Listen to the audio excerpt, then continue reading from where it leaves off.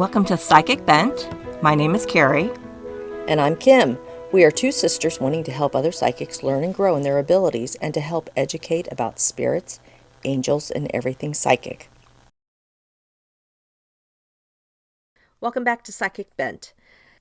Today we are going to be starting the third part of the Empath series, where we will start with discussing the Heyoka Empath. Carrie, would you like to start us on that one? Absolutely. And this one was really fun to research and delve into. The Heyoka word is actually origin of the Sioux tribe. And Heyoka means basically sacred clown in Sioux. Huh. Which I thought was really interesting. I thought, well, this is a good way to start. Sacred clown. Right. I like this already. Yep. Who doesn't like being a clown, right? Yeah. So a Heyoka empath is one of the more rare empaths. So it's not as common. Now, I'm wondering if, just like all empaths, there's different degrees. Like I'm a different degree emotional than you are. For the empath. So I'm right. Thinking that it could possibly be the same way for all of them, but it could possibly be for the Heyoka.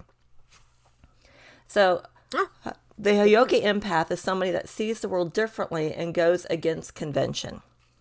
And these empaths will alter people's perceptions and shift the situation's energy. They also like to act as mirrors. So they will reflect people's emotions and traits, both positive and negative, back at them, which I think is really, really interesting. Yeah. Because you as the person in contact with a Heyoka could be feeling, judgmental and sad or whatever, and that Heyoka could bounce those feelings right back to you. Yeah. Is that how you understand that? Yes, trying to do a paradigm shift. Wow. So trying to show you to get your attention to change your thought pattern or what you're doing. Oh, okay. Got it. They are wise, but they have a streak of childness about them. They can confuse people, especially when it comes to empaths wishing to help. So if you got an empath trying to help a Heyoka, they like to confuse you. Have a little fun with it. Gosh, I deal with confusion enough on my own. I don't need one bouncing back at me. Well, I thought it was funny when I was doing the research, and you always, anytime you do a research, they give you the how many signs you're this, and so I came across the signs if you're a Heyoka empath. Number 1, you must be an empath. I just thought that was funny. It's like, duh, okay. Really? You do? Imagine that. So you can tick that box, folks, if you are an empath. Okay. Which, by the way, we have on the Facebook page Dr. Orloff's empath test, which I highly recommend that you go and click on there and take the empath test. It gives you a percentage of how empathic you are. So I would definitely recommend doing that. So number 1, we got out of the way. You're an empath. I think that's pretty self-explanatory, so I'm not going to delve too deep into that. Number 2, you are a joker. Heyoka empaths usually have a very jovial and humorous streak to them. Even when times are tough, they can poke fun at the situation and see the funny side of things. If you are a Heyoka empath, your jokes might sometimes ruffle a few feathers. You do not shy away from telling it how it is and being truthful about how you feel about someone. You humorously do this, but sometimes this can be a bit too much for some people. By being humorous and sarcastic, Heyoka empaths can disrupt thought processes that people have learned. This way of communicating with others means that you help people unlearn what society teaches us and allow people to question the norm. This can be overwhelming for some, but others will truly relish your company. That's kind of cool, isn't it? That is kind of cool. Would this be considered the class clown? Yes. Or is that just somebody that can't control their, they want attention? Well, I mean, you are going to have people that just want attention, but your Heyoka will use humor as a self-defense mechanism to get you to see what you're doing. Gotcha. Yeah, so it's very interesting. Yeah, so it's the way they know how they're using their humor. Now, it could be just instinctively doing it, that they might not like, oh, I'm going to go do this. It's just an instinct or spirits guiding them to use their humor in a certain way. But they often do use humor to maybe change a situation, especially if it's a highly charged situation. Gotcha. People react emotionally to you if you're a Heyoka. You are an emotional mirror. You can reflect people's true personalities and traits back at them, allowing them to see the person they are. You do this by humor, but can also mirror other people's behavior and take them on as your own. And this is very subtle. You might not even be aware that you're doing it because of your ability to reflect the person's true self. You might find that people have a strong emotional reaction to you that's either positive or negative. So you're basically mirroring what they're doing or how they're acting. Wow. Sometimes people might find you irritating and overwhelming, or even feel a load of anger when you interact with them. Oftentimes people will react with a huge sense of love. This is because their interaction with you had been life-changing and allowing them to see them true selves. So a Heyoka, which I found this funny, sometimes people will make fun of the Heyoka empath for their behavior, but when in reality, the Heyoka is mirroring their behavior. So they're basically laughing at themselves, which I found that really hilarious. Just like that's so funny.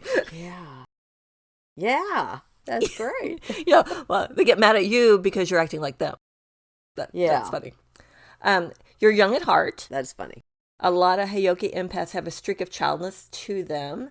This is not bad, but it means that they look at the world with fresh eyes.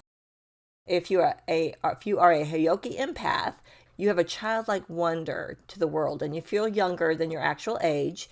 You may have strong creative energy, be able to play make-believe or do arts and crafts easily. You love to daydream, always thinking of new ideas. This helps you heal others, and it lets you see things new and understand what is really important in life. Cool. As a Heyoka, you do go against the norm. Are you a free spirit? If you are, you're possibly a Heyoka. You like unconventional, nonconformist. A Heyoka empath will go against the norm, always doing exactly what you want to do regardless of what the people around you expect you to do. When it concerns I wish I could do that. Yeah, you're not this empath, Kim. I hate to break it to you. I am not. You are not this empath. No. Nope. So if you basically are going against the norm, it means that you're a spiritual teacher, basically, if you're a Heyoka. Because you're going to turn the world upside down, challenging the status quo and society's norm. And being around you, others can do this too. It helps them begin their spiritual journey, which is very cool. Yeah, that is cool. You are emotionally unpredictable. You're still not one of these, Kim. No, still not. The people close... I've not checked anything but number one. Number one, you're an empath. I'm an empath. People close to you might have said that you're emotionally unpredictable. This is because you're extremely reactive to others' emotions and because your willingness to go against what society expects of you.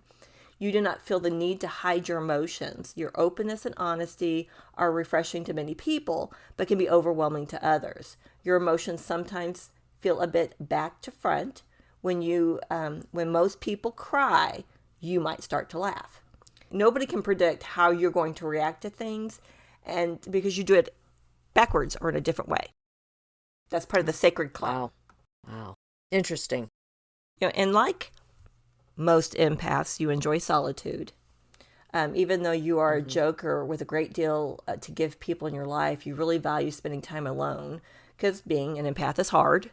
You feel the emotions of others, and this can be overwhelming. But being a Heyoka empath is even more of a strain because the emotional reactions of the people you interact with, because of the intensity of being an empath, you really enjoy your solitude and spending time alone, doing exactly what you want to do, relaxing.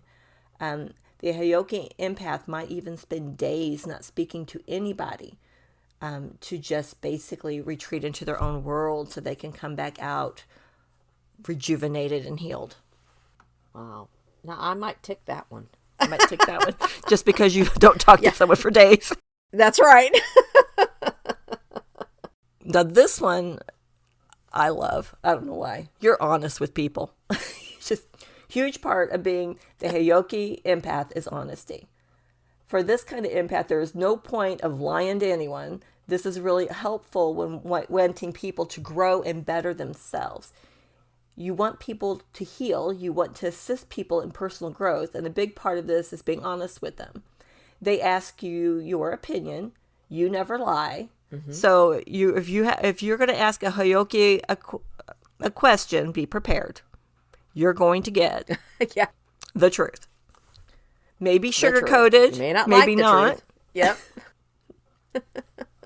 I don't know that it would be sugar-coated. No, because a Heyoka doesn't lie. They will never lie. It's just it's not in their ability.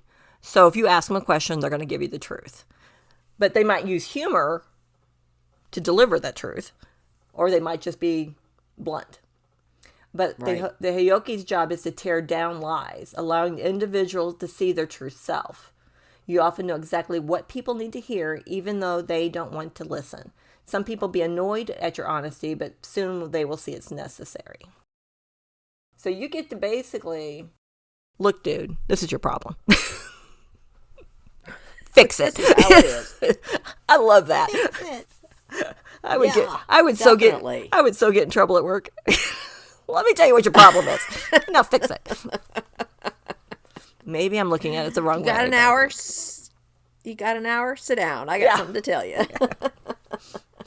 Get the box of Kleenexes. You might need it. Yeah. Okay, next one is you care about people. And obviously you do, or you wouldn't want to try to help them change their thought processes. And, and the whole point of being honest is to help someone. But you care about most human beings.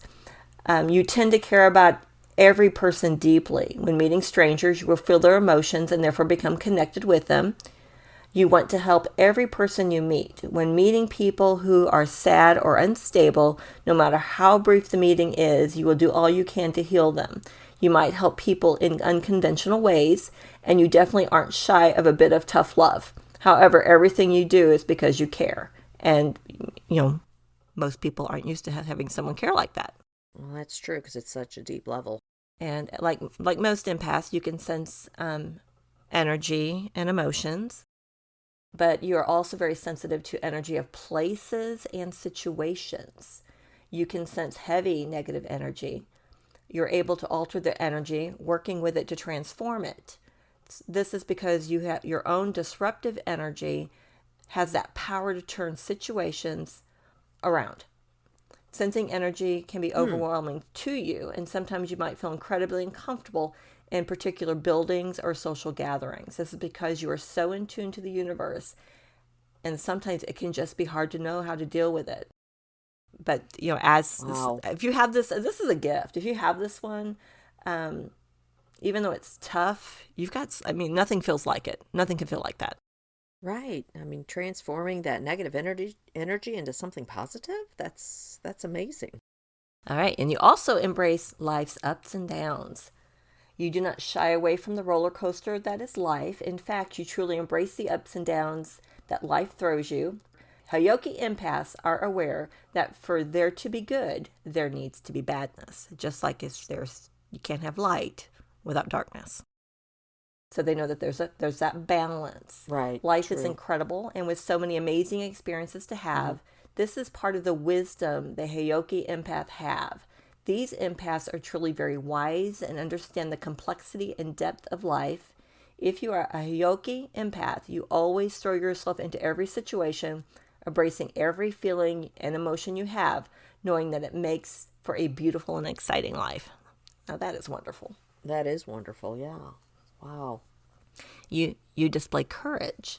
One of the key traits associated with the Heyoka is courage. You often display amazing strength and bravery in the face of adversity, whether to be standing up to a powerful figure, speaking out against injustice, or pushing your own boundaries.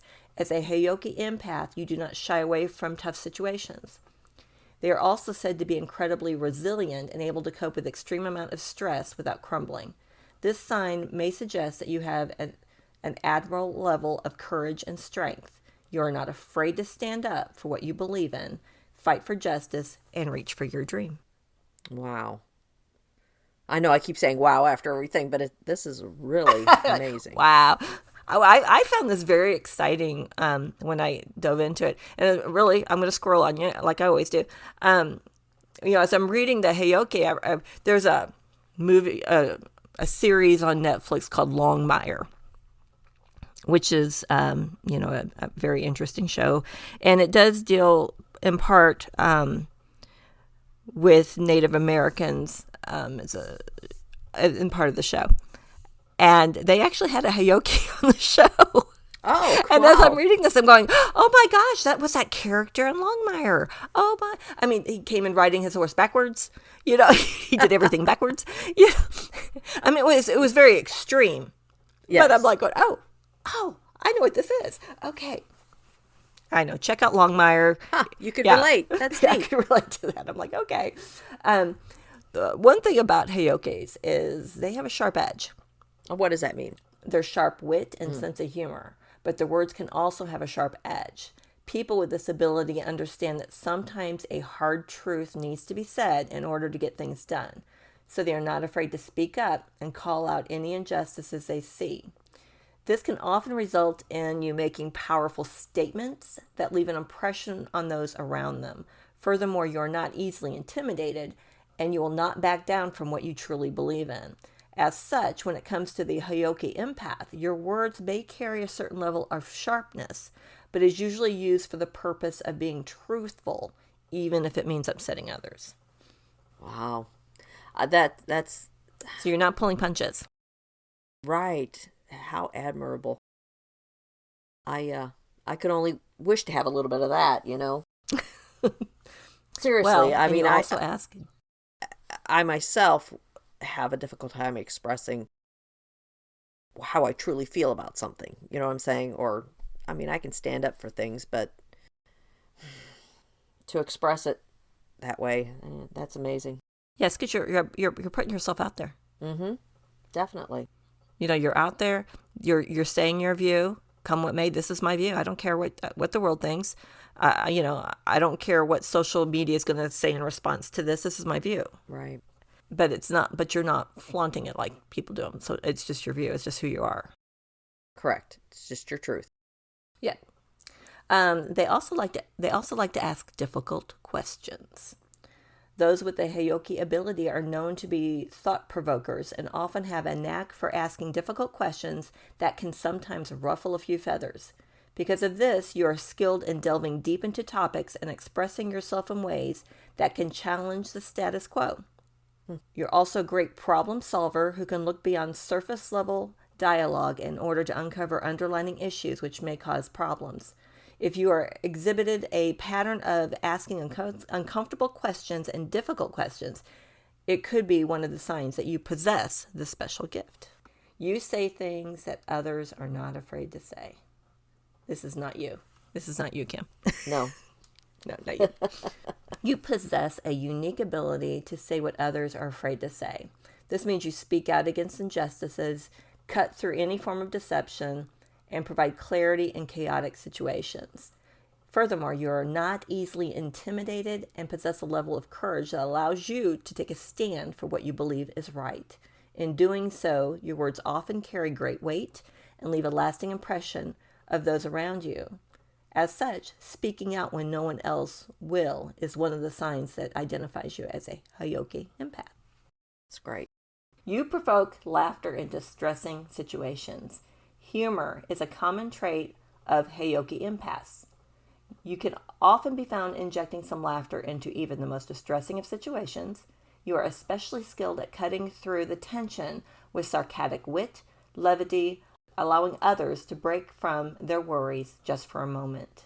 You also have a unique understanding of life's ups and downs and can use laughter as an effective way to help others break through overwhelming feelings while providing insight that is both insightful yet humorous.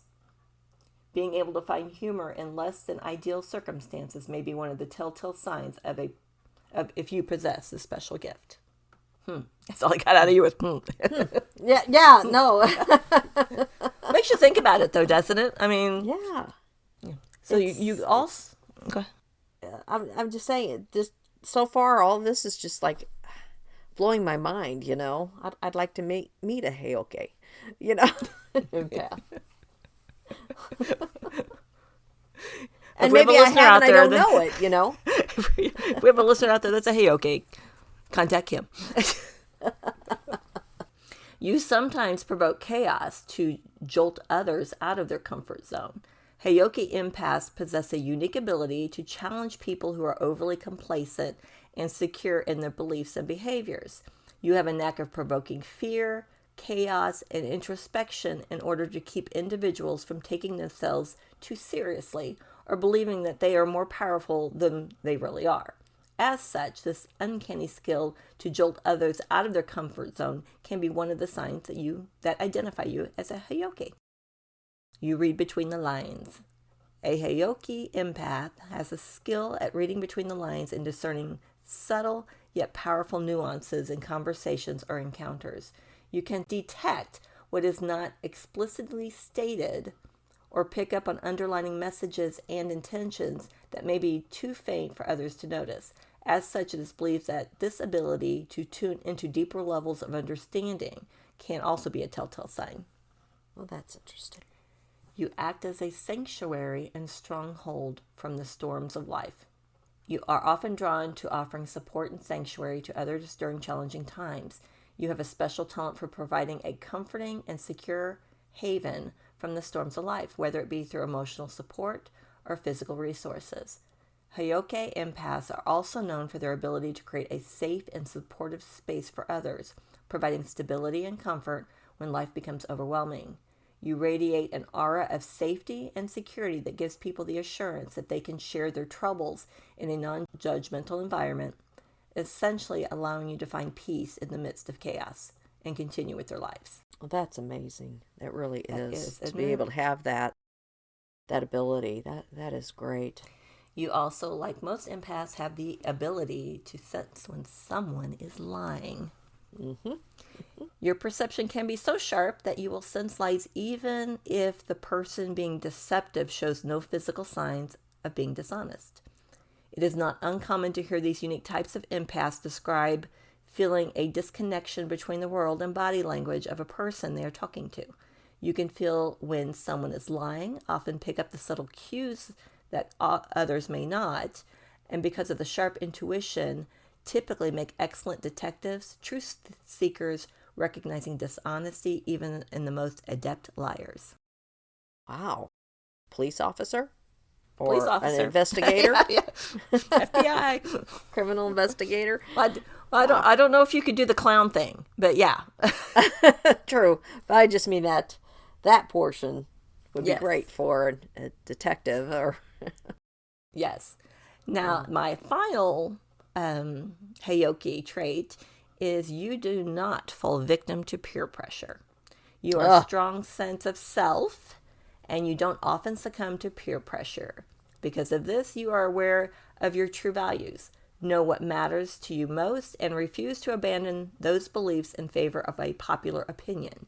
You resist the common biases and false beliefs of others, instead relying on you, your intuition, and creative spirit to guide you. In these moments, you are courageous, standing up for what you know is the right, even when it may not seem like the cool thing to do.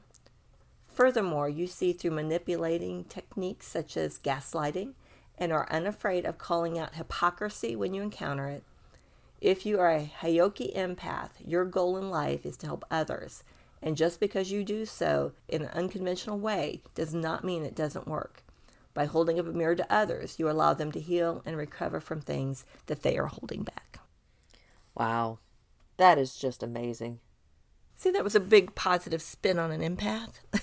Yeah, wow. I mean, everything.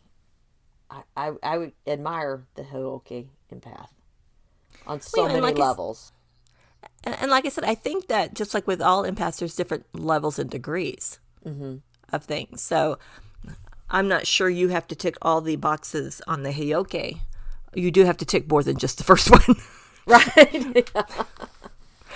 But because I think that, as you're stepping into your own, the other traits may become more popular, or might show up better. Yeah. That's true. I think this one is definitely one that you are born with. Yes. I think you're born with all of them, but...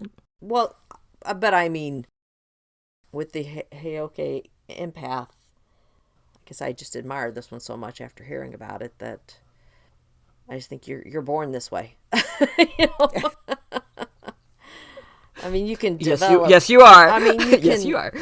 You can expand upon the abilities of it, but I think this is, wow. That's all I got. I can't even express what I'm trying to say. Then why don't you bring us to our next empath? Okay. Well, the intuitive. Yeah, the intuitive empath. Now, this one, I think that you and I both have this empathic ability, or being this empath. It resonates with us. Let's put it that way. Intuitive empaths are one of the most common types of empaths who are capable of perceiving emotions through their senses. They use their intuition to connect to the energy and emotions of others around them. They have to deal with a lot of emotions every day and have emotionally strong intuition. They typically experience one or more of the four main clairs, which is clairsentience, which is clear feeling, clairaudience, which is clear hearing, clairvoyance, which is clear seeing, or claircognizance, which is clear knowing. What do you think about that, Carrie? Well, I do believe we do resonate with that one. Yeah, right? Yes. But, I think that as you develop your clairs, when, and you are an intuitive empath, it's going to amp everything up. Mm-hmm. And you're getting everything working together. You're getting your intuitive empath abilities are now kind of syncing with your clairs. And the more that you work your clair muscles, you're going to be more comfortable with your intuitive empath abilities. Does that make sense? That does make sense. Yeah. I could see that. So that's why it's a good idea to, if you're an intuitive empath, you're going to want to pick one of the clairs that Kim mentioned to work on first. And of course, obviously your strongest one, which would be claircognizance, to work with your intuitive empath side. And then it'll make you basically a stronger psychic. And it'll help you with your confidence. It'll also help you cope with your empath abilities. Right. Help you discern more. You get more used to discerning what's mine, what's not mine. And then when you work on the other clairs and use all of them in together, you find yourself, I believe, less overwhelmed. Yes, I could see where that would cause you to be less overwhelmed with everything that you're receiving, because you're learning how to filter out and ground yourself. Right. Mm-hmm. Intuitive empaths are sensitive, loving, and have a big heart, but may unwittingly absorb things such as negative energy. Energetic boundaries are a necessity for an intuitive empath. Intuitive empaths are givers, and they don't like sharing their emotions because they feel it will unnecessarily burden their loved ones. But when they trust someone, they break all barriers and base their relationship on honesty and understanding. Any dishonest act of their partner can scar the intuitive empath for life. This also applies to friendships, which it's true because, they're bringing in so much energy and emotions. They expect people to be honest with them. And when that trust is broken, it gets them all the way to their soul. Like we said with the other empaths, with the emotional empath, they feel it very deeply. The emotional empath and the intuitive empath have overlapping traits, I guess we could say. I think one of the problems with an intuitive empath is, you're picking up on things, and you kind of discredit them. Mm-hmm. So you're trying to justify your loved one, so to speak, and you're picking and sensing things, but no, push aside. That's it's somebody else's. Instead of delving into the fact that you're basically getting the correct information, but you're not willing to accept the correct information because you've allowed this person into your space. Correct. And so when the deception happens, that's why it's kind of more of a tenfold hurt, because you've got the hurt of what they've done to you, but then you also have got the hurt of, I saw it coming, I ignored it, what's wrong with me? Kind of stuff that goes with that. Exactly. And, it's like you being too close to a situation. You can't always read it. True. That's true. Yep. So if you've got a real good friend that, ends up betraying your trust with something, that's why it hurts so bad. It's, you're losing this friendship because you're not going to forgive them. Yes, exactly. And then you got the, why didn't I see this coming? But you're a psychic, you're not a fortune teller. You sometimes can't pick up everything. True. or you just write it off. Yeah. Or you were just so busy with life that, right. And that you end up being blindsided by it. In those situations, you cut yourself a break. Yes. Definitely. Yes, you're not going, that's not going to happen to you again. You're not going to let them back into your life. Mm-hmm. But, it's sometimes these things happen to remove people from your life that aren't supposed to be there or are keeping you off your path. That's right. So you can never forgive them, but you don't have to, you don't have to be bitter about it. You could just be better.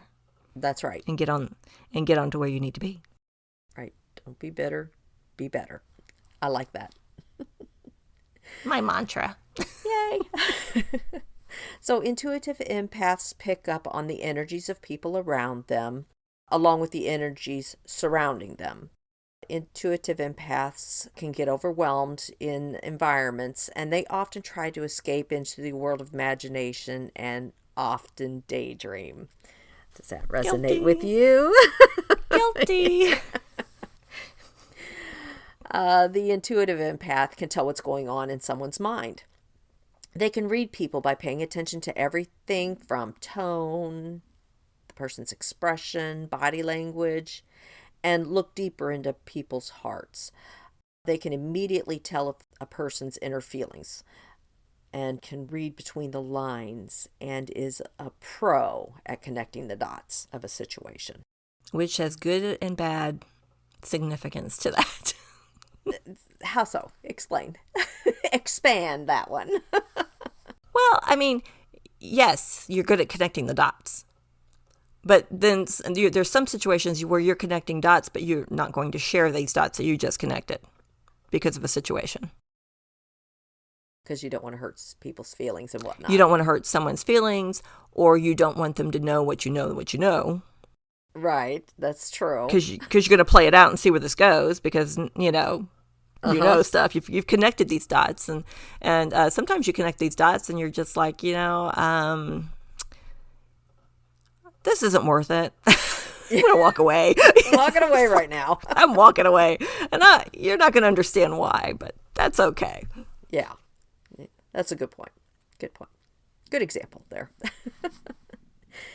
They may not be introverts, but they become overwhelmed and overstimulated in busy or crowded places, which requires alone time to recharge, as other empaths need. Negative environments are highly draining for an intuitive empath. They are popular therapists in their circle. People trust your intuition, and they know that you will be able to help them. You only want what's best for your circle of people and channel your abilities to give them the best advice. The intuitive empath finds it difficult to separate their emotions from others. And this causes them to feel frustrated, low, and escape their surroundings. Since they absorb negative energy, they require cleansing, and you need to focus on yourself sometimes too, which is the cleansing bath that we've talked about before, the getting into a shower to wash away all that negativity that the intuitive empath can absorb.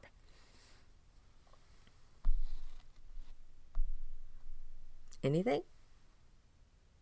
Okay. Psychic showers are always good for every occasion. Any psychic occasion. Showers. That's the phrase I was looking for. Psychic showers. Put a little essential oil in there, and you're good. And you're good. Yep. Yeah. Now, an intuitive empath, they are not prompt decision makers. Guilty. I am not guilty of that. Really? Yes, I use my other psychic abilities to make decisions. I make decisions pretty quickly. Ah. Okay. Yes, I do not tick that box. Oh, I tick it with a giant check mark. Intuitive yes, empaths, they try to look at all the aspects of an issue and look for the bright side. This prohibits the intuitive empath from making quick decisions. Though this is seen as a downside to the intuitive empath, is actually their essence at work. They want to be thorough with their understanding and be fair towards anyone. They try not to be judgmental in any way and focus on positive things even during the most negative events, and prioritize healing people first. So that is me. I am not a quick decision maker. I have to look at every angle before I can say, yep, that's what I want to do. That's it. That's where I need to go with this. I think I rely a lot on my psychic toolbox when it comes to decisions. I'll ask spirit, and then just to make sure, I'll take my pendulum out and ask the same question, and they're always the same answer, but I do a lot of decision making that way. Mm-hmm. So I could have, previously overthought things. I do overthink things, don't get me wrong, but not when it comes to decision making. Right. I do try to rely on spirit to guide me on that. You've developed that to your psychic abilities. Am I saying that right? I mean, you went from the developing your clairs to improving your empathic abilities and which empaths you are, and then went onto the psychic portion of your development, whereas the empath themselves, not expanding up to developing into the psychic realm, for lack of a words escaping me here. That's so an untrained empath. An untrained empath. There we go. Untrained empath. Right. Then their decision making, they're relying on that intuitive empath abilities. Their decision making is very difficult for them to come to a prompt decision. So there's hope, people. Right? Yes, definite. But that it also involves getting out of your comfort zone, because you're comfortable doing that. You're comfortable overanalyzing because it's what you know, it's what you trust. Yeah, on a personal level, it's my left brain talking. Yes, and you have to get to the right brain to allow, because if you're on the wrong path of your spiritual growth, mm-hmm. you're gonna have obstacle upon obstacle upon obstacle. Yes. But if you're on the right path, it's going to be smooth. But right. Sometimes it's getting past the overthinking. If you're overthinking the situation, you're going to have a lot of obstacles because that's not what you're supposed to be doing. Right. Yeah. You're supposed to be over here doing this podcast with your sister. Right. Exactly. And not overthinking it. Oh, wait. Did I say that? No, I'm trying. Okay, some of the positives of or pros to being an intuitive empath is that you make friends quite easily, as you have a knack for listening to other people talk. You try to understand everyone's point of view, which makes you a great facilitator resolving disputes. So you make a great moderator. Intuitive empaths are highly creative and can thrive in the artistic domain. Guilty as charged. I was waiting for that. Yes, that's my happy place. Yeah. You can smell deceit, which enables you to protect your loved ones in any situation. That's a good one. You always try to see the bigger picture, which refrains you from making blunders during important decision-making situations. So it is a plus that you can see the bigger picture. Without analyzing it to death. Yes, she went there again. She did go there again. Yes. So some of the disadvantages of being an intuitive empath is intuitive empaths are bad at multitasking, as they already have a lot going on in their minds, and taking up extra responsibilities clutters their mind. I can understand that. You feel lonely a lot of the time, as you might not be able to open up in front of many people and burden them with your issues. Yep, that is a negative. You can sense negativity better and quicker than anyone else, and so testing someone is a big deal for you. Crowded places aren't your thing. You subconsciously absorb everyone's vibes, whether positive or negative, which in turn kills your own mood. Oh, I so get that one. Yeah. But that's where you have to do your protective bubbles and your grounding and such. I feel like this next one is aimed at me. I'm just saying. Well, let's just see what our audience thinks. You lack focus, or better yet, easily squirreled. If something doesn't interest you, you'll try to escape your task. This quality can make intuitive empaths lazy and unenthusiastic about life. I don't think you're lazy. But I'm not lazy. But nope, we're not lazy. But if I get bored, I'm out of here. Yeah. Oh my gosh, that is me too. I can't tell you how many times I'll be doing something and just like, oh nope, get up and go do something else. Come back because you have to get it done. Nope, I'm squirreled again. Yeah, I suffer from that too. I think that I like this empath, because obviously we have a lot of characteristics that go with this empath. Mm-hmm. But as you're developing your abilities, your natural abilities, through the clairs, and, we'll be talking about psychic toolboxes down the road and how to use the different tools.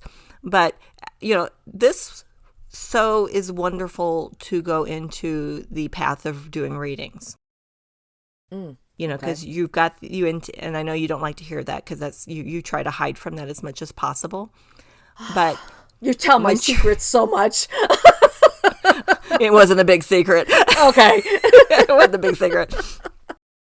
But being an intuitive empath, as you're working on your clairs and you're building your confidence and you're building that relationship with what your path takes you to, whether you deal with spirit, or whatnot, they go hand in hand, and it makes you, to me, it's easier to use your psychic abilities with being this type of empath.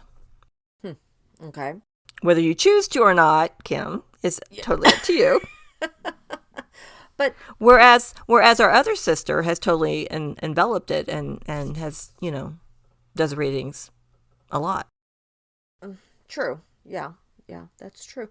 But how did you get to that point? Did you start by realizing that you're an intuitive empath? Or, I mean, I know you've had abilities since childhood. That's not, how did you come to terms with, you know what I'm saying? You know what I'm trying to ask? Yeah, it didn't have a label at the time. It's just whatever you were, and this is how life was. And it was actually our eldest sister. I was visiting from the West Coast, and she just looked at me and said, you're an empath, right? And I'm like, what are you talking about? And at this point, she was already developing her mediumship skills, and I'm like, and then she asked me a couple questions, like, would you feel sad when you see an abandoned house? I'm like, well, doesn't everybody? And she goes, no. I went, okay, well. And so, I delved into the whole, what is an empath?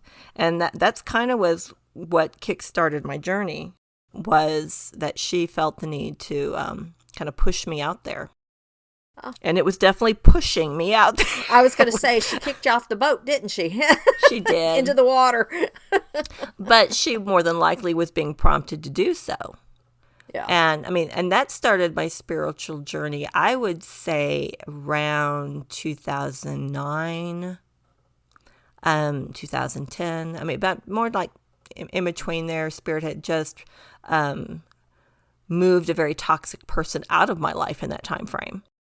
Yeah. And so that opened the door, because I wouldn't have been open to any kind of conversation until that was removed from my path. And so whatever lessons I needed to learn during that period, and then that opened up to my spiritual path beginning. And I was very blessed to be in the mountain, be near mountains at that period of my life as well. Mountains to me have always been very healing for me. And that's what kickstarted the journey. I kind of delved a little bit into it, but didn't take it really, really seriously. And that's when the health issues started to develop. And then I think in 2013 is when I just really started like, well, you know, if you want me to do something, you tell me, because I don't know what you want me to do. And then it's like, and then I got an answer. I was like, oh, okay. Okay. that was weird, but okay. And you know, and I was basically being told to move cross country, go from Reno, Nevada, where I was, you know, had a nice job and friends and had etched out a life for myself there, to come cross country to move to North Carolina to be closer to my parents. Right. And that, you know, and to give an idea of when it's the right path, everything goes smoothly. You know, I gave notice. I said, I'm going to have to quit. I feel that I need to be closer to my parents for whatever reason. You know, they would come out and visit me every other year. Right. You know, one year they'd go visit you guys, and then the next year they'd come out to Reno, and it's kind of like, well, if they come and visit me every other year, how many more visits do I have? Right. And I just felt, you know, Spirit was telling me I needed to be here. So I gave notice, and then they said, well, instead of giving notice, we'll move you to North Carolina. We have an opening in a store in Asheville, and we'll give you so much money to relocate. And I'm like, wow, okay, that's a sign of how Spirit gets you going on your right path. Oh yeah, definitely. So you know, this was a true blessing and a true answer to what I was supposed to do. You know, my father flew out and he drove with me cross country to move from Reno to North Carolina, and that gave us some wonderful bonding time and a 5.5-day car ride. Yes. but it put me on the right path. And then when it was time for me to leave that position, Spirit made it very, very difficult to be at work. Very difficult to interact with people, you know, the supervisors and you know, the higher ups. And when those difficulties started to arise, I was starting to identify the signals. Gotcha. And then I quit my job, and I thought my parents were going to die. What? You did what? But it was part of it was part of the spiritual growth. Yes. Of course, it was part of making them worry more too, I think, which was not part of the deal. But from a spiritual perspective, every time I've had the overwhelming sense this is what I need to do, it's been for a reason. Yes. And it's, you know, and so when you're on the right path, you don't get whacked on the head like Kim does, and you kind of, things fall into place. If you're trying to do something and you keep trying and trying because you think that's your path and it's not happening, that's your ego saying that's your path, and that's not really your path. Right. That's not listening to the inner voice. That's just... Yeah. And so that helped me, I think, to, as I did the long answer again to your question, helped me start to develop my psychic abilities and who I am, you know, and doing craft shows helped because it never failed. My people would find me.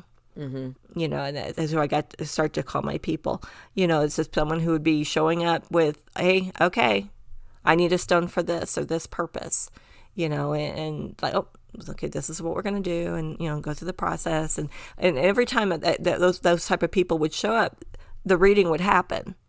I wasn't trying. I wasn't like, ooh, let me see what I can get off you. It would just be the general conversation. You were brought to me for a reason. Let me help you with whatever you need a stone for. And then all of a sudden it would be, oh, you've got a health issue. Your health issue is around your stomach, right? And they'd be like, yeah. And it's like, okay. And, and then they'd be like, how did you know that? And like, I don't know. Just do. Just do. But, so it's just kind of had the journey to grow. And yeah, I couldn't get enough books to read. I would be drawn to books. I would be drawn to different things. And then reaching out to other people and hearing what they do and listening to, watching YouTube videos on stuff and just getting different perspectives and having conversations. I mean, how many conversations have we had, Kim? Oh, more than I can count. It's countless. Yes. Endless conversations. Yeah. That talk about anything that has to do with psychic abilities or empath abilities or, this is what happened the other day, just doing that. But I like to write everything down too, just to go back and say, hey, I got that right. Exactly. That Go there's team. The journaling again, Yeah. which we didn't really talk much on this episode about the journaling, but I think we all know that is so important along with the meditation for each empath, each Claire, whatever we're doing in the psychic journey is so important. And to go back to the emotional empath, I think journaling is so important to the emotional empath because it helps you sort through what's yours. Yeah. Well, and that's the same with the intuitive, because they get those too. Yep. Write down what's going on or what's happening or how you feel, and then why. Mm-hmm. Yeah. What's going on around me? Why do I feel that way? Yep.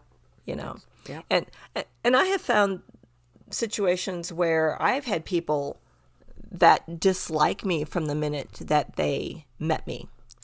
And I have too. Well, at first it really bothered me because it's like, I'm a really nice person, I think. I'm like, I haven't done anything to you. And then as I started researching empaths, all empaths have the uncanny ability to flip that mirror up without even realizing it. You're flipping a mirror up and you're reflecting back to them the qualities that they don't like that they see in you, but the qualities they don't like in themselves, and they're seeing it in you. Right. Yeah. Yep. So that explains a lot. Yeah. So it took a while not to take that personally because it's like, because then you try harder to get this person to like you, and you're actually pouring gasoline on the fire by doing that because you're intensifying what you're still reflecting back. Yes. And it becomes so toxic. Yes. So, and it's so easy to get drawn into that. But I'm just trying to be your friend. I'm just trying to be nice.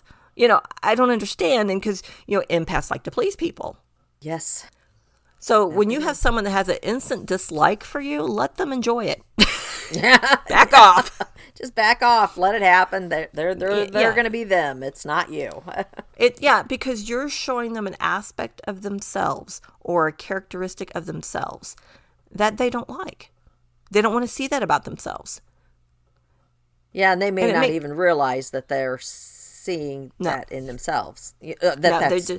Yeah. And so, as empaths, we automatically reflect things back without honing in our skills. You might just be, so if someone has a instant dislike for you, it's not personal. And that's their right to miss out on an incredibly awesome person, but that's because you're showing them something that they need to address but don't want to address or don't understand why they're seeing it. Yes, and it also could be the fact that they are not meant to be in your life as well. Exactly. Or they're just not a nice person.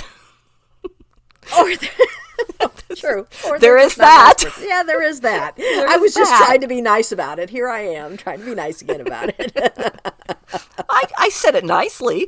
You did. But when you think about it, if you ever met somebody and you had an instant dislike for them, have you ever stopped to ask yourself why? Well, it could be because you're picking up on something about them, or or they're mirroring something back. Or they're mirroring something back. Yeah.